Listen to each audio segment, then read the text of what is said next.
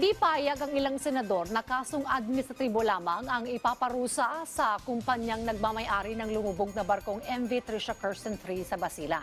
Ayon kay Senator Raffy Tulfo, dapat sampahan na ito ng kasong kriminal dahil sa pagkamatay ng maraming pasahero at kapabayaan nito. May report si Luisa Erispe. Bakit walang criminal case against dito sa may-ari ng barko? Bakit administrative lang?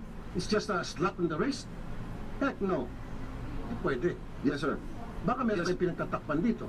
Paulit-ulit na sinabon ni Senator Raffy Tulfo sa pagdinig ng Senate Committee on Public Services ang Department of Transportation kung bakit administrative case pa lang ang nasasampa laban sa Allison Shipping Lines, ang may-ari ng MV Trisha Kirsten III na barkong lumubog sa Basilan noong January 28 na ikinamatay ng higit 50 katao at may 33 pang nawawala. Ayon sa senador, kung tutuusin, dapat sampahan na ng kasong kriminal ang may-ari ng barko dahil hindi naman ito ang unang beses na nagkaroon sila ng malalang insidente.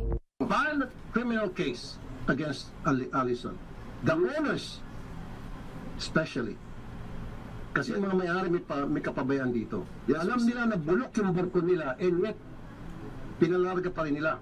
Dagdag pa ni Tulfo, 31 taon na ang barko. Kung tutuusin, bawal na itong maglayag. Pero bakit nakalusot pa rin? Kaya dapat pati ang mga tauhan ng Marina at Philippine Coast Guard makasuhan din. Bakit admin case lang ipapalyo dito sa mga pabayang taga Philippine Coast Guard at mga taga Marina? Reckless imprudence resulting to multiple homicide, yun dapat ang ikakaso sa kanila bukod sa admin case. I want criminal cases filed against these personnel. Come on, sir. Mukhang hindi mo ata alam ginagawa niyo dyan sa DOTR.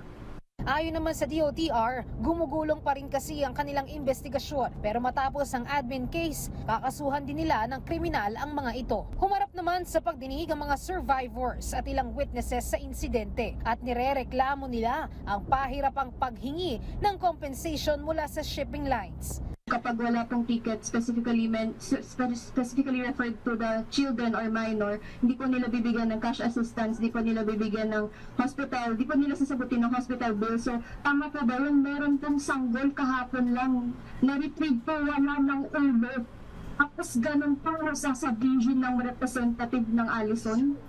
Dapat, kahit na yun ay aksidente talaga at lumubog yung barko at walang kapabayaan, kahit na walang kapabayaan, dapat binabayaran ang lahat ng biktima at survivors.